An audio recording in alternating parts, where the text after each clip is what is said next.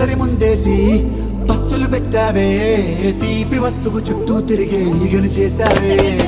చీచి సిగ్గలేని మొగుడు గారండోయ్ గుయ్ గుయ్ గుయ్ గుయ్ అంటూ మీదికి రాకండో వై వై వై గంపెడి పిల్లలతో ఇంటిని నింపావే సాపాదిండు సంసారాన్ని మేడెక్కించావే ఇరుగు పొరుగు ముందు సరసాలు దొరకెట్టి పడుకోరే కుక్కలాగా మీ వాళ్ళు ఏం చేస్తాం ఎక్కేస్తాం ఇట్టాగే డాబాలు